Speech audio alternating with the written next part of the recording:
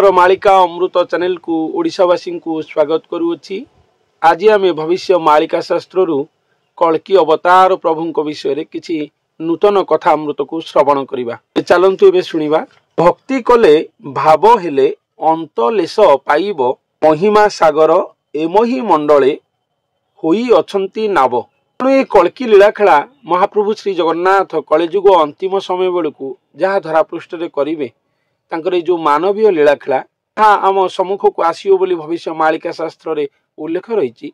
स्वयं महाप्रभु निजे आसवे मानव रूप में। ये सब कथा को जाना ये सब कथा को बुझा ये तर्क वितर्क कुतर्क कुचिंतन कुभावना ये सब चलो ना। ये सब हेले किसी जानी हेब ना। भक्ति कले भाव हेले अंतलेश पाइब से भविष्य मालिका शास्त्र रे उल्लेख रही।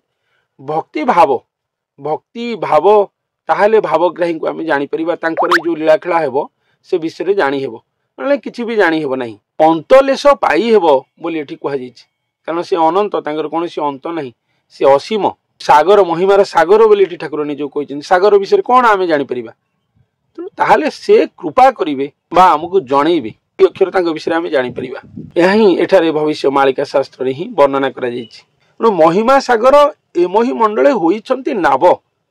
तेणु भवसागर को पारी हवाई महिमा सागर जी से निजे आसिक नाव पलटि नाव कहले आउ कि ना ये समुद्र रे आम पारी हो जहाज केते प्रकार जिनस बर्तमान है आउ तो नाव सिस्टम ना बर्तमान। तेणु नाव कथा कहुई नौका कथा कहुई। तेणु महिमा सागर जी महिमार सागर सी आसिक भवसागर रे नाव पलटि आम समस्त अति अद्भुत कथा। ए सुज्ञजन माने एक कथा को शुणु बुझंतु और निजे किभली भाव से महिमा सागर रूपी नावरे बसिबे से निजको प्रस्तुत करंतु। ए घोर कलिकाल समय रे ए भवसागर रे जोटी भक्त जगत डूबी जावाक बसी भक्त जगत उद्धार हबार कौन सी संभावना देखा जाऊ नहीं।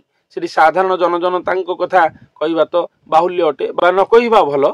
सेठी एभली संगीन परिस्थिति रे स्वयं निजे महिमा सागर आसिक पहुँचुंट नाव रूप आम सम्मुख आसी पहुँचुंट जो नावरे बसी आम भवसागर को पारी हवा अति अद्भुत कथा। तेबे से महिमा सागर किए किए से सी आम नाव पलटिबे।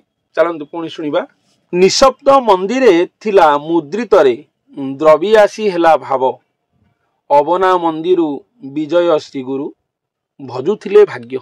निशब्द मंदिरे थिला मुद्रित तेणु एक मुद्रित होइकी थिला। मुद्रित कहले माने बंद अवस्था मुद्रित अवस्था मुद पड़ी द्रवियासी से कथा द्रवि आसला बा क्षरी आसला द्रवियासी हेला भाव। तेणु से भाव वर्तमान प्रचलन है आसी धरापृष्ठ रे। निशब्द मंदिर ये सबू जो मंदिर रही पृथ्वी पृष्ठ रे प्रस्तर मंदिर हो से सबू मंदिर क्षरी आसनी। यह निशब्द मंदिर जहाँ भगवान शून्य धाम जो मंदिर उपस्थित रही विराजमान रही सेठू क्षरिकी आसिकी यह द्रवीभूत होती पृथ्वी पृष्ठ द्रवीभूत होती लीलाखेला यह बुझंतु आपण मैंने। अवना मंदिर विजय श्रीगुरु भजुथिले भाग्य। जो मान भाग्य थी से ही भजी पारे से जो श्रीगुरु आसवे अवना मंदिर से क्षरिकी सी भी अवना मंदिर आसवे। निशब्द मंदिर ये अवना मंदिर कथा कहुई। तेणु सी अवना मंदिर दियो ए मंदिर तो 33 कोटी देवा देवी दियो देवता पूजा पाँच। तेणु से अवना मंदिर दियो आसवे सी हेले श्रीगुरु जहाँ सांगे अंगरे स्वयं जगन्नाथ महाप्रभु आसवे श्रीमंदिर बड़ देउल प्रस्तर देउल को त्याग कर देह मंदिर को ग्रहण करेंगे। से श्रीगुरुंकर देह मंदिर रे ठाकुर निजे विराजमान करेंगे। तेणु से श्रीगुरु कौटू आसवे ना अवना मंदिर से आसवे। आउ ये लीलाखेला ये भाव ये तत्व ये महाज्ञान निशब्द मंदिर मुद्रित अवस्था द्रवी आसिकी भाव होइतिबो बा ए लीला भाव ये प्रचलित होइतिबो। तेणु तांको को माने भजिबे से श्रीगुरु आसथिबे जो माने भाग्य जो मानकर थिबो जो मानकर भाग्य जोर थिबो भाग्यवान मनीष होइतिबे।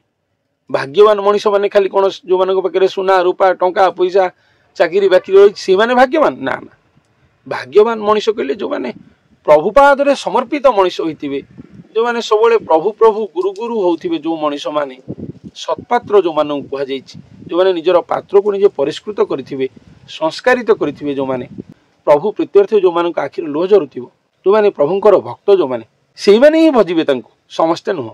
ପୂର୍ବ ବାସନାରୁ ଶତ ସୁକୃତରୁ ଲେଖା ହୋଇଅଛି ଆଗ। ପୂର୍ବ ବାସନାରୁ ଶତ ସୁକୃତରୁ ଲେଖା ହୋଇଅଛି, ଆଗରୁ ଏକଥା ଲେଖା ହେଇକି ଅଛି ଯେ ଏଇଭଳି ଘଟଣା ଘଟିବ କଳିଯୁଗ ଅନ୍ତିମ ସମୟ ବେଳକୁ। କର୍ମ ବିକର୍ମ କରିପାରେ ସମ ଲଭେ ସାଧୁ ସଙ୍ଗ। ଅକର୍ମ ବିକର୍ମ ତାଙ୍କ ପାଇଁ କିଛି ନୁହଁ, ସବୁ ସମାନ ତାଙ୍କ ପାଇଁ। ଆସିବେ ଶ୍ରୀଗୁରୁ ଯିଏ ଆସିବେ, ତାଙ୍କରି କଥା କୁହାଉଛି। ସେ ସାଧୁଙ୍କର ସଙ୍ଗ କରିବାକୁ ପଡ଼ିବ ଆମ ସମସ୍ତଙ୍କୁ। ଅନାଦି ବ୍ରହ୍ମରେ ଚିତ ନିରନ୍ତରେ ଲଗାଇ ଦେମନ୍ତ ଥିବ, ଅସାଧନା ମାର୍ଗେ ଶକତି ସମ୍ଭବେ ଉପରେ ବସିବ। ତେଣୁ ସେ ଅନାଦି ବ୍ରହ୍ମରେ ଚିତ ନିରନ୍ତର ଲଗେଇଥିବେ। ଅନାଦି ବ୍ରହ୍ମ କହିଲେ ସ୍ୱୟଂ ଠାକୁର, ଯେହେତୁ ସେ ସେଠି ଚିତ ଲଗେଇକି ଥିବେ, ତେଣୁ ଏଠି ଅକର୍ମ ବିକର୍ମ ତାଙ୍କୁ କିଛି ଫରକ ପଡ଼ିବ ନାହିଁ। ଅସାଧନା ମାର୍ଗରେ ସେ ସାଧନା ମାର୍ଗ ତାଙ୍କୁ କାମ ଦେବ ନାହିଁ। ସାଧନା ମାର୍ଗରେ ଯାଇକି ସେ ଠାକୁରଙ୍କୁ ପାଇପାରିବେ ନାହିଁ। ସାଧନା ମାର୍ଗ କହିଲେ କଣ ତନ୍ତ୍ର ମନ୍ତ୍ର ମାର୍ଗ ନା କୌଣସି ବାଟ ନା, ସେଟା ହଉଛି ଠାକୁରଙ୍କ ମାର୍ଗ। ସେଥିପାଇଁ ତାକୁ ଅସାଧନା ମାର୍ଗ କୁହାଯାଇଛି। ତା ବେଦ ମାର୍ଗ ନୁହଁ, ତା ନିର୍ବେଦ ମାର୍ଗ ବୋଲି କୁହାଯାଇଛି। ଅବେଦ ବୋଲି ତାକୁ ବର୍ଣ୍ଣନା କରାଯାଇଛି। ତେଣୁ ଅକାର ବସି ସେଠି ଅଚ୍ୟୁତ ପୁରୁଷ ଯିଏ ଆସିବେ, ସେ ହିଁ ତାକୁ ସାଧନା କରିବେ। ତାଙ୍କ ସାଧନା ପଥରେ ସ୍ୱୟଂ ଭଗବାନ ନିଜେ ଓହ୍ଲାଇ ଆସିବେ ତାଙ୍କ ପାଖକୁ। ଅରୂପକୁ ରୂପ କରି ମୁଖେ ଜପ, ହୋଇବ ବଚନ ସିଦ୍ଧ। ଅଦେଖା ଦେଖିଲେ ଏଘଟେ ରହିଲେ ଆତ୍ମା ହେବ ବୋଧ। ତେଣୁ ସେ ଯୋଉ ଆସିବେ ମହାପୁରୁଷ ବା ଗୁରୁ, ସେ କେମିତି ସିଦ୍ଧ ହେବେ ନା ଅରୂପକୁ ଦେଖିବେ ନିଜେ। ସେ ଅରୂପ କହିଲେ ଠାକୁର ନିଜେ, ତାଙ୍କୁ ଦେଖିବେ, ଦେଖିକି ସେ ଜପ କରୁଥିବେ, ତାଙ୍କୁ ସମ୍ମୁଖରେ ଦେଖୁଥିବେ, ସବୁବେଳେ ଦେଖିକି ଜପ କରୁଥିବେ। ଜପ କରିକି ସେ ବଚନ ସିଦ୍ଧ ହେବେ। ତେଣୁ ସେ ବଚନ ସିଦ୍ଧ ହେବେ, କାରଣ ଠାକୁରଙ୍କୁ ସେ ମୁହାଁମୁହିଁ ଦେଖୁଥିବେ, ଠାକୁରଙ୍କ ଶ୍ରୀମୁଖରୁ ବାଣୀ ଆଣିକି ଜଗତକୁ କହୁଥିବେ। ତେଣୁ ତାଙ୍କ ବଚନ ସିଦ୍ଧ। ଅଦେଖା ଦେଖିଲେ, ଅଦେଖା ଠାକୁର ଯିଏ, ଯାହାକୁ କେହି କେବେ ଦେଖି ନାହାନ୍ତି, ତାଙ୍କୁ ସେ ଦେଖିବେ। ଏ ଘଟେ ରହିଲେ, ତାଙ୍କରି ଘଟରେ ଯାଇକି ସ୍ୱୟଂ ଠାକୁର ରହିବେ। ସେଇଠି ତାଙ୍କ ଆତ୍ମା ବୋଧ ହବ, କାରଣ ସେ ଭକ୍ତ ରୂପରେ ଜନ୍ମ ନେଇଥିବେ, ସ୍ୱୟଂ ଭଗବାନଙ୍କୁ ନିରନ୍ତର ଖୋଜୁଥିବେ। ସେ ଅଦେଖା ପୁରୁଷଙ୍କୁ ଦେଖିବେ, ଅରୂପଙ୍କୁ ସମ୍ମୁଖରେ ଦେଖି ତାଙ୍କୁ ଜପୁଥିବେ। ତାଙ୍କ ଘଟରେ ଯେତେବେଳେ ବିଶ୍ରାମ ହେବେ ଯାଇକି ଠାକୁର, ସେଇଠି ସେ ଶାନ୍ତ ପଡ଼ିବେ ବା ବୋଧ ହେବେ ବୋଲି, ତାଙ୍କ ଆତ୍ମା ବୋଧ ହବ ବୋଲି ବର୍ଣ୍ଣନା କରାଯାଇଛି। କାରଣ ଆତ୍ମା ପରମାତ୍ମାଙ୍କର ସେଇଠି ମହାମିଳନ ଘଟିବ। ବଚନ ସିଦ୍ଧ ତାଙ୍କୁ ଏଇଥିପାଇଁ କୁହାଯାଇଛି, କାରଣ ସେ ସ୍ୱୟଂ ଠାକୁରଙ୍କୁ ଦେଖି ତାଙ୍କ ଶ୍ରୀମୁଖରୁ ବଚନ ଆଣି ଜଗତ କଲ୍ୟାଣ କଥା କହୁଥିବେ। ତେଣୁ ସେ ବଚନ ସିଦ୍ଧ ବୋଲି ବର୍ଣ୍ଣନା କରାଯାଇଛି। ସ୍ୱାମୀ ସେବା ଗୁରୁ ସେବା ସ୍ୱଦେହରେ କର। ସ୍ୱାମୀ ସେବା, ପ୍ରତ୍ୟେକ ନାରୀ ପାଇଁ ସ୍ୱାମୀ ରହିଛନ୍ତି। ପତି ପତ୍ନୀର ସମ୍ପର୍କରେ ସ୍ୱାମୀ ସେବା ସେଥିପାଇଁ କୁହାଯାଇଛି। ଆଉ ଜଣେ ସ୍ୱାମୀ ଅଛନ୍ତି ଜଗନ୍ନାଥ ସ୍ୱାମୀ, ଆଧ୍ୟାତ୍ମିକ ଜଗତରେ ଯିଏ ହେଲେ ସ୍ୱାମୀ, ପରମ ସ୍ୱାମୀ ଯାହାଙ୍କୁ କୁହାଯାଇଛି। ତେଣୁ ତାଙ୍କ ସେବା କର। ଗୁରୁ ସେବା ସ୍ୱଦେହରେ କର। ସ୍ୱାମୀ ସେବା ଗୁରୁ ସେବା ସ୍ୱଦେହରେ କର, ତାହେଲେ କିଛି ପାଇବ। ଏଠୁ ଏ ମର୍ତ୍ତ୍ୟ ଜଗତକୁ ଯୋଉ ଆସିଛ, କିଛି ପାଇବ, ଗଲାବେଳେ ମୁକ୍ତି ଲଭିବ। ନଚେତ ଏମିତି ଭୂତ ପ୍ରେତ ହେଇକି ସବୁ ମରିବ, ନର୍କକୁ ଯିବ, କିଛି ତାର କିଛି ମୂଲ୍ୟ ନାହିଁ। ତେଣୁ ଭବିଷ୍ୟ ମାଳିକା ଶାସ୍ତ୍ରରେ କେବଳ ଠାକୁରଙ୍କ କଥା କୁହାଯାଇନି, ମାନବ ସମାଜକୁ ବହୁତ ଶିକ୍ଷା ଦିଆଯାଇଛି। ଜଣେ ନାରୀ ବିବାହିତା, ସେ ସ୍ୱାମୀ ସଂସାର ସବୁ କରୁଛି, ସ୍ୱାମୀ ସେବା କର। ସ୍ୱାମୀ ସେବା ଛାଡିକି ପ୍ରଭୁ ସେବା କରିବାକୁ ପ୍ରଭୁ କୋଉଠି କହିନାହାନ୍ତି। ସ୍ୱାମୀ ସଂସାର ସେବା କର, ସ୍ୱାମୀ ସେବା କର, ତା ସହିତ ଗୁରୁ ସେବା କର। ଯୋଉମାନେ ଗୁରୁ କରୁଛନ୍ତି, ଗୁରୁ ସେବା ବି କର। ମାନସିକ ସ୍ତରରେ ଗୁରୁଙ୍କ ସେବା କର, ଗୁରୁଙ୍କୁ ଭକ୍ତି କର। ପରମ ସ୍ୱାମୀ ଜଗନ୍ନାଥ ସ୍ୱାମୀ ମହାପ୍ରଭୁ ଯିଏ, ତାଙ୍କୁ ଭଜ, ତାଙ୍କ ସେବା କର, ସ୍ୱଦେହରେ କର। ଏସବୁକୁ ସ୍ୱଦେହରେ କର ବୋଲି ବର୍ଣ୍ଣନା କରାଯାଇଛି। ସତ୍ୟ ଆଚାରେ ସାତ୍ବିକ ଧର୍ମକୁ ଦୃଢ ବନ୍ଧେ ଧର। ସତ୍ୟ ଆଚରଣରେ ରୁହ, ସାତ୍ବିକ ଧର୍ମକୁ ଦୃଢ ବନ୍ଧେ ଧର।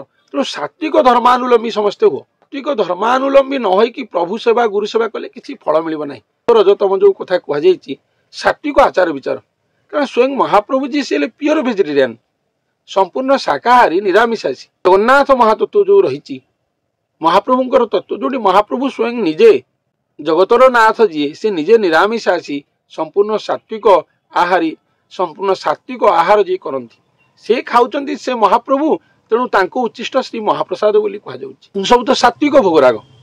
ତେଣୁ ତାଙ୍କ ଆଶ୍ରିତ ଯୋଉମାନେ, ଆମେ ସମସ୍ତେ ତାଙ୍କର ସନ୍ତାନ ସନ୍ତତି ଯୋଉମାନେ, ସାତ୍ବିକ ଧର୍ମକୁ ଆମେ ଦୃଢ ବନ୍ଧରେ ଧରିବା ବୋଲି ବର୍ଣ୍ଣନା କରାଯାଉଛି ଏଠି। ଏହା ହିଁ ଏକମାତ୍ର ସତ୍ୟ। ଏହି ସତ୍ୟ ପଥ ଅବଲମ୍ବୀ ସମସ୍ତେ ହେବା ଉଚିତ, ନିହାତି ରୂପେ ହେବା ଉଚିତ। କୋଟି ଜନ୍ମ ଘୋର ତପସ୍ୟା ପୁଣ୍ୟରୁ ମନୁଷ୍ୟ ଜନ୍ମ ଏ ସାର। ତେଣୁ କୋଟି ଜନ୍ମ ଘୋର ତପସ୍ୟା, ତେଣୁ ହେ ମଣିଷ ତୁ ଜାଣିପାରୁନୁ, କୋଟି ଜନ୍ମ ଘୋର ତପସ୍ୟା ପୁଣ୍ୟରୁ ମନୁଷ୍ୟ ଜନ୍ମ ପାଇକି ତୁ ଆସିଛୁ। ତେଣୁ କେତେ ଜନ୍ମରେ କେତେ ପୁଣ୍ୟ କରିଛୁ, କୋଟି ଜନ୍ମ ତୋର ଚାଲିଯାଇଛି, ତୁ ମଣିଷ ଜନ୍ମ ପାଇନାହିଁ। ତେଣୁ ମଣିଷ ଜନ୍ମ ପାଇକି ଆସିଛୁ, ମନୁଷ୍ୟ ଜନ୍ମ ଏ ସାର, ଏହା ହଉଛି ସବୁଠୁ ସାର, ଆଠୁ ବଡ କିଛି ନାହିଁ। ତେଣୁ ଏ ମନୁଷ୍ୟ ଜନ୍ମ ପାଇକି କଣ କରିବୁ ନା, ସ୍ୱାମୀ ସେବା କର, ଗୁରୁ ସେବା କର, ସ୍ୱଦେହରେ କର। ସ୍ୱାମୀ ସେବା ଗୁରୁ ସେବା ସ୍ୱଦେହରେ କର। ତେଣୁ ସ୍ୱାମୀ ସେବା ଗୁରୁ ସେବା ସ୍ୱଦେହରେ କଲେ ହିଁ, ପୁଣି କେମିତି କରିବୁ ନା, ସତ୍ୟ ଆଚାରେ ସାତ୍ବିକ ଧର୍ମକୁ ଦୃଢ ବନ୍ଧେ ଧର। ତେଣୁ ସତ୍ୟ ପଥରେ ରହିକି କରିବୁ, ସାତ୍विକ ଧର୍ମାବଲମ୍ବୀ ହୋଇକି କରିବୁ, ତାହେଲେ ମୁକ୍ତି ମୋକ୍ଷ ପାଇବୁ। ସ୍ୱୟଂ ଭଗବାନଙ୍କର ପାଦ ପଦ୍ମ ତଳେ ଯାଇ ବସିବୁ, ଭଗବାନ ନେଇକି ବସିବେ ତତେ ତାଙ୍କ ପାଦ ପଦ୍ମ ତଳେ। କାରଣ ଏଇ ଯୋଉ ମଣିଷ ଜନ୍ମ ପାଇଛୁ, କୋଟି ଜନ୍ମ ଘୋର ତପସ୍ୟା ପୁଣ୍ୟରୁ ମନୁଷ୍ୟ ଜନ୍ମ, ଏ ସାର ଜନ୍ମ ପାଇଛୁ। 84 ଲକ୍ଷ ଯୋନିରୁ ଭ୍ରମଣ କରି କରି ଶେଷରେ ମନୁଷ୍ୟ ଜନ୍ମ ପାଇଛୁ, ଯାହା ସର୍ବଶ୍ରେଷ୍ଠ ଜନ୍ମ ଅଟେ। ତାକୁ ପାଇ ଅଯଥାରେ ନିଜର ସମୟକୁ ନିଜର ଆୟୁଷକୁ ନ ସାରିକି ସ୍ୱାମୀ ସେବା ଗୁରୁ ସେବା କର ବୋଲି ଏଠି ବର୍ଣ୍ଣନା କରାଯାଇଛି। ଅଜ୍ଞାନରେ ଦିନ ଗଲା ହୋ ସୁଜନ ଭଜ ଶ୍ରୀ ପୟର। ଏ ସୁଜନ ମାନଙ୍କୁ କୁହାଯାଉଛି, ସାଧାରଣ ଜନଙ୍କୁ କୁହାଉନି। ଏ ସୁଜନ ଜନ ମାନେ ଅଜ୍ଞାନରେ ଦିନ ନେଲ, ବହୁ ଦିନ ଅଜ୍ଞାନରେ ବିତେଇ ଦେଲଣି, ପରିବାର ସଂସାର ମାୟା ମୋହ କୁଆଡେ କୁଆଡେ ବିତେଇ ଦେଲଣି। ତେଣୁ ଏଥର ଫେରିକି ଶ୍ରୀପୟରକୁ ଭଜ ବୋଲି ଏଠି ମହାପୁରୁଷ କହୁଛନ୍ତି। ତେଣୁ ଶ୍ରୀପୟରକୁ ଭଜ, ଆଉ କେତେଦିନ ମାୟା ମୋହ ସଂସାରରେ ମାତିବ।